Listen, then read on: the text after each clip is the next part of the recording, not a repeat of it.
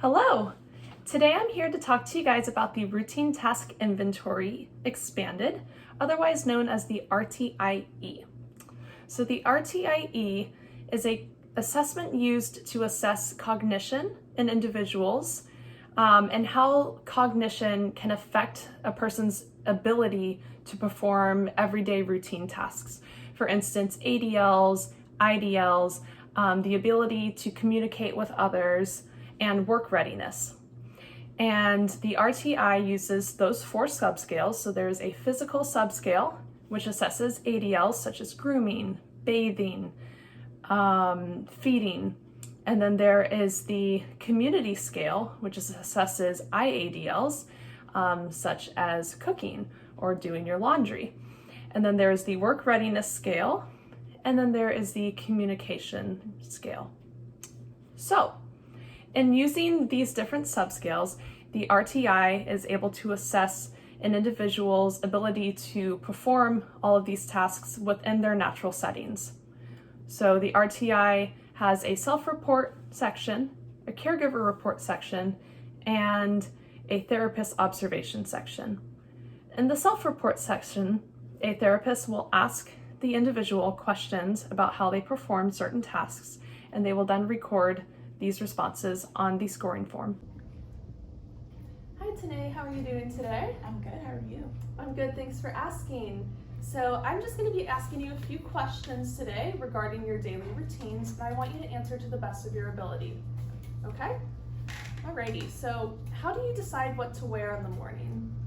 I think about where I have to go, what the attire is for that, the weather, if it's cold or hot, or if I'm gonna sweat or something like that. The time of day, like if it's nighttime, I might change up my colors versus the morning. And then my shoes, depending on where I'm gonna be walking or what surface the area is like. So maybe I might wear like heavy duty shoes. Okay, perfect. So do you need any assistance when you're dressing? No, I do it by myself. Okay. And where do you bathe and shower? At home, in my bathtub.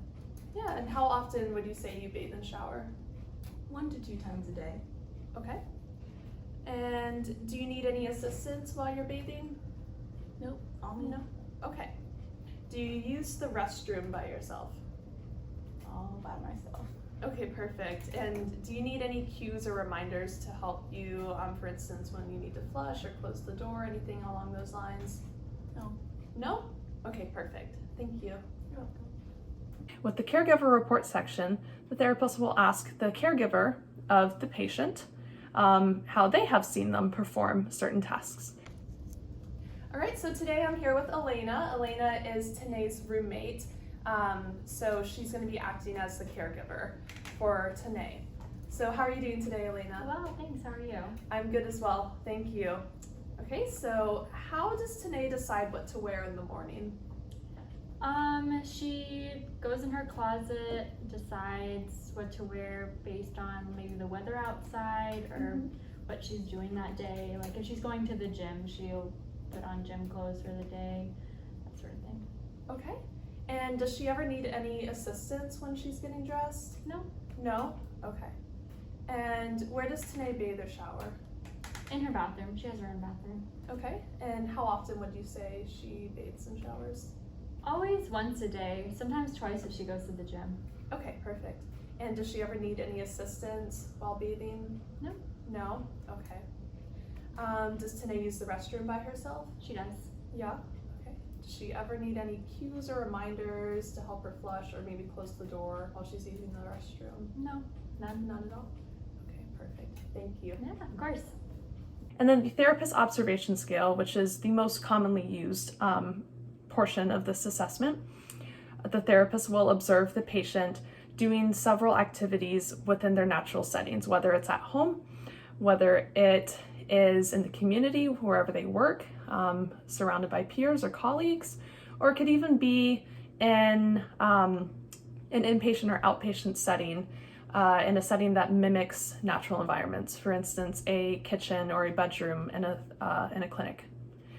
And the therapist is then able to take these observations of the patient and record how well the patient can perform certain activities.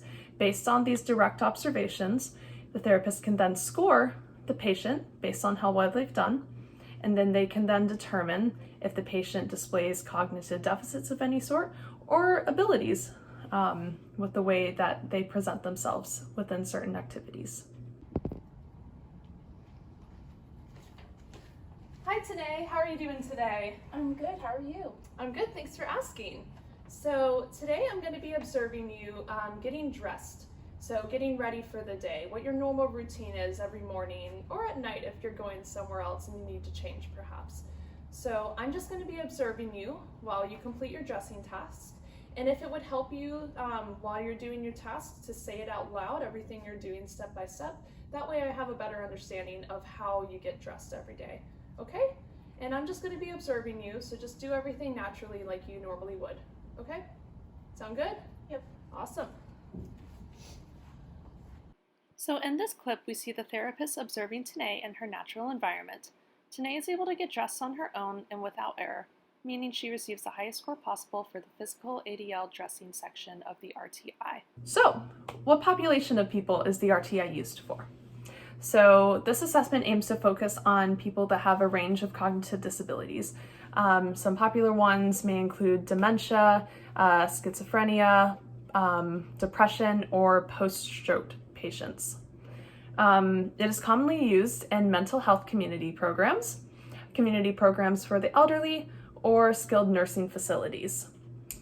This assessment shouldn't be used in acute care settings, intensive care units, or even inpatient facilities based on the individual's length of stay, because it takes multiple days to administer the RTI, and specific settings won't give that allotted time necessary to complete different portions of the assessment.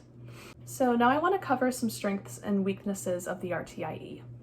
So some strengths to this assessment is that it is completely free. The manual is available online, free of download, and it has very detailed descriptions of how to administer the RTI and how to score it. It includes psychometric properties of the assessment, different populations that it's used for, and the purpose. So it's all there completely free for whoever wants it. Another benefit of the RTI is that it has 3 ways of administering it. You could do either the self-report, the caregiver report, or the therapist observation, as I previously explained. Another benefit to using the RTI is that it allows the administrator to observe the client within their natural context. And this can help an OT, for instance, gauge a better understanding of how this individual is able to perform certain activities.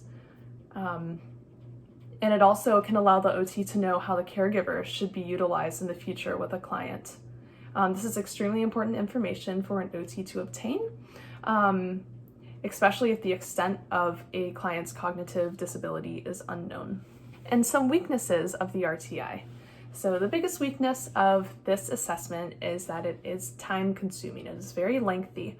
It is not meant to be done in one setting, in one day.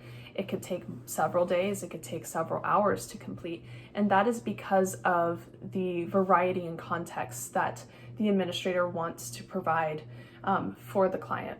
So you might be assessing a client in their kitchen, in their bathroom, in their bedroom, in their work setting, maybe if they're a student in their school setting.